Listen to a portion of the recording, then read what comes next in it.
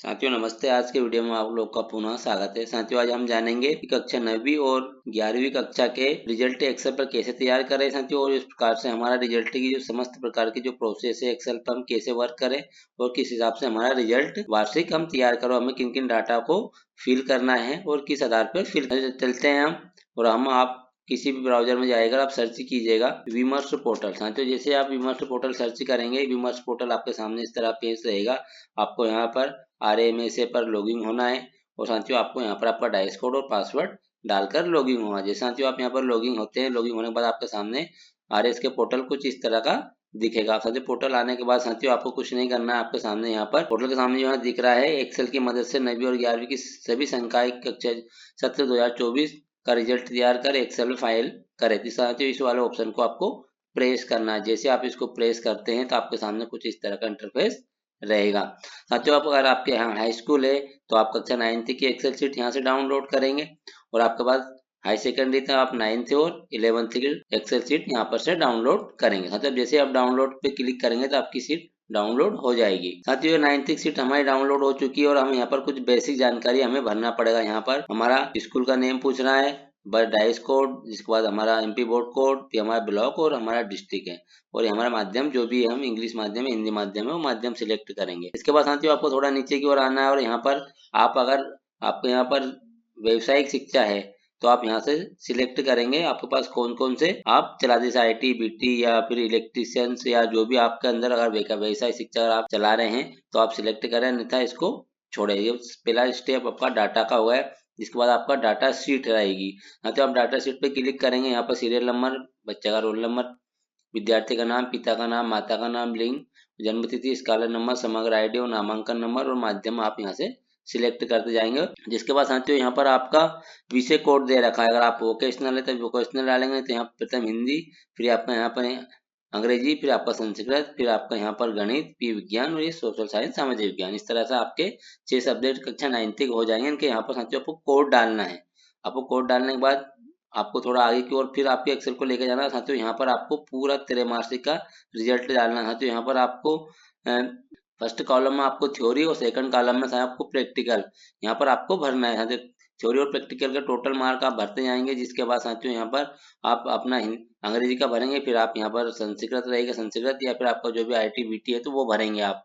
जिसके बाद आपका यहाँ पर गणित विज्ञान और समझ गए। इस तरह साथियों आपका अर्धवार्षिक रिजल्ट भी आपका यहाँ पर पूरा फिल करेंगे, और फिल करने के बाद साथियों यहाँ पर वार्षिक रिजल्ट की अगर हम बात करें तो वार्षिक रिजल्ट में केवल साथियों आपको यहाँ पर आपको प्रैक्टिकली ही भरना है। जब भी आपकी शाला में जिन जिन बच्चों को आप प्रैक्टिकल में जो नंबर आए हैं वही आप उसका प्रोजेक्ट अंक या प्रैक्टिकल के अंक जो रहेंगे वही भरेंगे।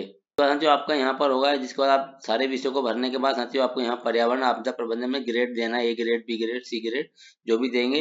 जिसके बाद ये सप्लीमेंट्री की प्रोसेस बाद में रहेगी। साथियों इस तरह से आपका यहाँ पर डाटा पूरा क्लियर हो जाएगा। पूरे डाटा क्लियर होने के बाद साथियों आप पूरे स्टूडेंट की आप यहाँ पर सीरियल नंबर अपना जितने भी आपकी शाला में अध्ययन रखते हैं जो उनकी सारी जानकारी यहाँ पर एक एक करके आपको भरना पड़ेगा। साथियों अगर फोटो लगाना चाहते तो फिर आप फोटो वाले ऑप्शन पे जाएंगे, और यहाँ पर जिसे आप इस पे फोटो पे क्लिक करेंगे तो आप यहाँ पर फोटो अपने सीरियल नंबर में रखेंगे, और सारे फोटो को सीरियल नंबर में रखने के बाद साथियों यहाँ से जहाँ भी आपने अपनी PC में रख रखा है वहां से आप उठा के यहाँ पर सीरियल नंबर में रखेंगे। जिसके बाद साथियों आपकी पूरी शीट कंप्लीट होने के बाद साथियों आपको यहाँ पर जो दिख रहा है शो रिजल्ट, इस वाला ऑप्शन को आप प्रेस करेंगे तो आपका जो भी इसमें अधिभार वगैरह निकलता है तो सीट ऑटोमेटिक अपना पूरा एनालाइज करने के बाद इस तरह से कुछ सर्च करेगी, और सर्च करने के बाद पूरा अधिभार निकाल के आपके सामने ला देगी। इस पर साथियों आपको यहाँ पर ये आपका रिजल्ट शो करना अनिवार्य होगा, तभी आपका पूरा रिजल्ट शो होकर यहाँ पर आएगा। और इसके बाद केवल यहाँ पर आपका वार्षिक के अंक आपके छूटे रहेंगे। जो वार्षिक अंक जहाँ पर आपका मूल्यांकन केंद्र हुआ है आपकी स्कूल का, वहाँ पर ये डाटा फिल होगा। साथियों इसके बाद आपका मेन काम डाटा शीट को भरने का है। जिसका आप फोटो अपलोड करें तो फोटो अपलोड कर सकते हैं। जिसके बाद आप यहाँ पर एनुअल रिजल्ट को शो करेंगे।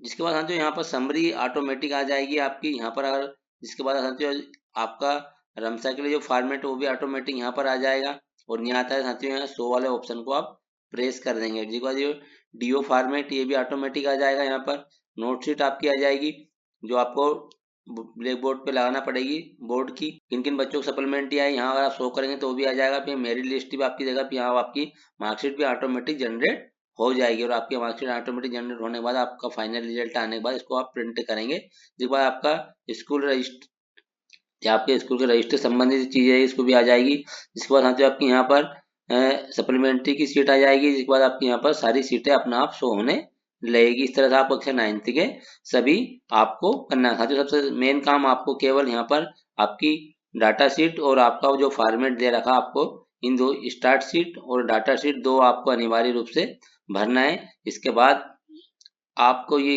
फोटो अगर आप अपलोड करना चाहते हैं अपलोड कर सकते हैं। जिसके बाद आपकी एनुअल शीट में आपको केवल रिजल्ट शो करना है। शो करने के बाद आपको आपके जहाँ भी आपका परीक्षा सेंटर के जो मेन सेंटर रहेगा वहां पर आपको इसको देना है।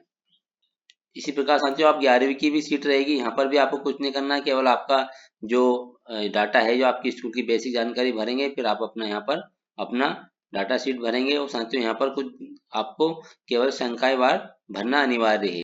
साथियों आपको यहाँ पर बच्चों की उन्होंने बताया कि पहला आप आर्ट ग्रुप रखेंगे, फिर आप मैथ्स ग्रुप रखेंगे, फिर आप कॉमर्स ग्रुप रखेंगे, फिर आप एग्रीकल्चर ग्रुप, फिर फाइन आर्ट्स रखेंगे।